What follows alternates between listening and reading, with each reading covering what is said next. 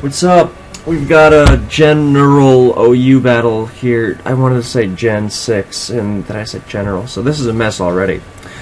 Hopefully the battle makes up for it. It's two very highly touted players in the Dragon Knight, aka TDK. Of US East fame, he's representing the Raiders, who are up 4-1 on the Wolfpack. Which pokeaim is representing? Joey, Pokemon Aim, MD. He is 2-1 in Black and White RU. ORAS RU, while TDK is 1-2 in ORAS OU. Joey switched around for this week. We see some pretty balanced teams on both sides. These guys' teams are neck and neck in the standings. They're SPL teams. So, Wolfpack second, Raiders third. But in week 4, it's starting to get important, but it's still not huge. Anyway, so Joey's team looks like some shit CTC used approximately 1 trillion years ago. A bunch of Hita Fajitas on that, I'm sure. And TDK is using some pretty cool stuff. We see 3 Therians in this battle. They are really dominating Gen 6, you know, from VGC to fucking ORAS. I mean, no one really gives a fuck about Thunder's Therian. It appears once in a blue moon. But TDK, if he's got HP Fire Diancie, he can harass Hippo or Clef into coming in and healing up, which can be a free turn for stuff. I'd assume he's got Rocks, Lando, Spikes, Ferrothorn, and Diancie helps him with the relative hazard issue he has. Although, you know, worst case scenario, he can force his opponent to defog if they've got a rock sweep dude. And Tornadus is generally good against everything, so if he really can't handle something, then he can harass them into being on the back foot with Torn. He's forced onto the back foot on turn 1 as Terrakion switches out against Scizor and gets knocked off, but Landorus, which sets up rocks on Scizor's SD, throws up its own SD, as Joey predicts it's just a standard defensive set that he can set up all over and roosts off and assume an Earthquake or a U-turn, and then uses the somewhat forced Earthquake to switch into Latios for free. But I'd say TDK got the better end of that deal. I mean, he did lose his Rocky Helmet, but that was going to happen eventually, and it's not a huge deal in this game. There's not a lot of contact shit to chip aside from Scizor. And now that he knows it's bulky, then Suicune can sit in on it all day, because it's most likely faster, and it can take hits, since he knows it's knockoff and not Bug Bite, and, you know, Scald all the live long day to wear it down. Latios is in. TDK's got a plethora of options for dealing with it. He's got Pharaoh, HP Fire is there, yeah, but his Torn is assumedly Assault Vest on such a semi-stallish team. And that doesn't like Psyshock, but without rocks, then, you know, he can pivot around. Plus, he's got Diancie. So, he's got a lot of ways he can swing. Torn is probably the most riskless at this point in the game. The one helmet dude that is possible for Joey to have is Hippowdon, and that doesn't really want to switch into Hippo, and even if it took an attack and U-turn plus Rocky Helmet, it still wouldn't be that big a deal. Torn is ridiculous.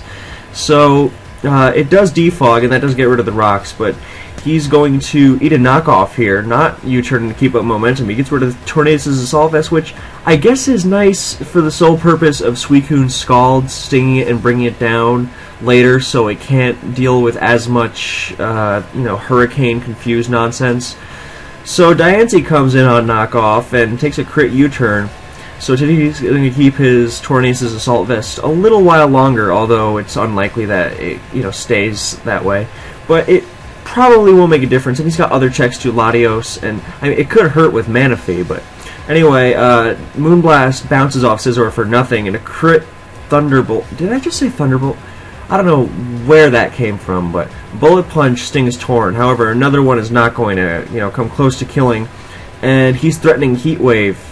I suppose he wanted to possibly prevent Suicune from getting knocked off, but we don't know if it's Crowcoon, which is Rest Talk, or Call My Roar. So if it's Call My Roar, it's more hesitant to switch in and get its item removed, so I can understand that. So U-turn's good. It you know, gets out of the Torn and brings in Terrak. So there's no way Joey's staying in here. And Hippo's coming in. What does he do about it? He doesn't switch. He Toxics it. That's cool. Scar Terrak is a nice poke. It's starting to pop up very, very often recently. And I mean, it checks all the D-Deers, and it's fast, you know, beats a lot of fast Megas, and it hits hard for Scarfer. So I mean, really hard.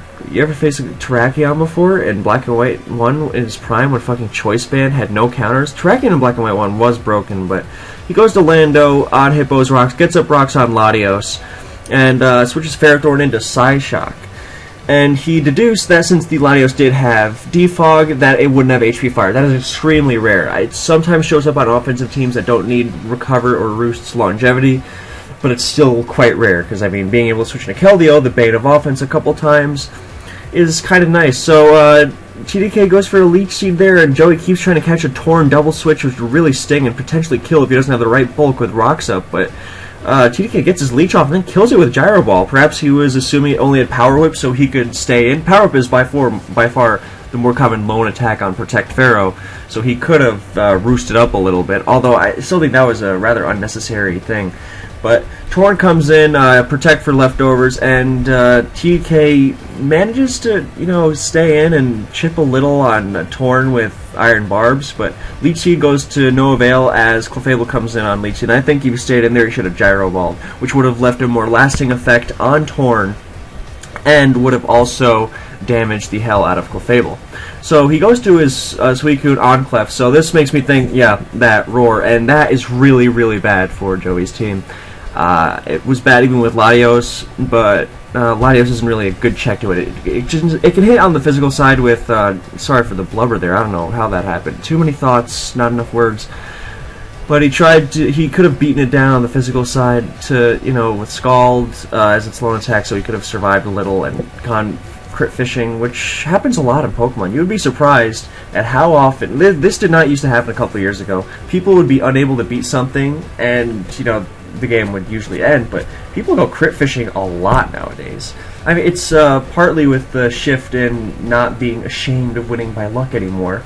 Not that was ever a widespread thing, but it used to be more common. And I'm not really talking about the battle right now because I don't need to, since Suicune is self-explanatory as fuck with what it's doing right now. It's just roaring everything, and Joey can barely switch into Scald.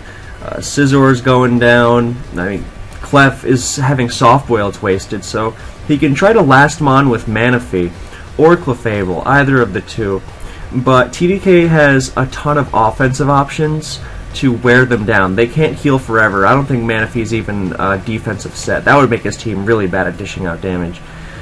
He needs some more immediate balance stall, defense, passive, breaking power. Bunch of words I don't like. All in one sentence. So what TDK should do is bring out a target that he doesn't fear. I mean, which is all of them, but like he wouldn't want to Calm Mind again on Hippo for fear of Whirlwind there, for example. But like on Clefable or something, he should just go to +6 to make sure Clefable can't fucking what's it called? Calm Mind up to +6 itself. I mean, any one crit on the Clef and the game's over. Again, crit fishing, although he's not really fishing as much as just pounding away at it and forcing it to waste soft boileds.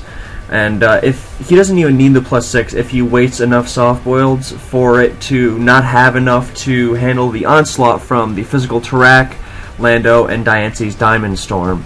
So Jerry's going for Scald Burns here, which would help the Suicune rest and get the Clefable up to his own +6 in peace. So that's a nice thought there, since Energy Ball crit, I think it does like 60. Because a regular Energy Ball Cocoon, I would estimate, tops out around 40, maybe a little more on a high roll, but yeah, Smogon is fucking bulky, and people have been sleeping on it. I haven't seen one in a long time, but it is still incredibly dangerous. So he lets the Clefable in with only +4, and his Scalds are not doing all that much, so that is very clearly a specially defensive Clefable, or a more special leading Clefable for things like Diance Moonblast, and Torn, Hurricane, Life Orb, and that sort of thing. So 11 soft boileds left, and Thunderbolt might suggest Bolt Beam Clef. I mean, it almost certainly does. Moonblast over Ice Beam is cool, but then you lose out on the Spinef Gliscor killing power that Ice Beam packs. And you also hit a Moongus super effectively, which is quite nice.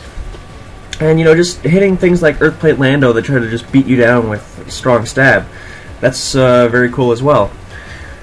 Plus, you might not get screwed over by a Roselli Berry Garchomp. Although, I don't think I've ever seen a Roselli Berry in OU. Anyway, so Clef is getting up to +6, and I mean, it kind of looks like a concern, because he can crit Coon.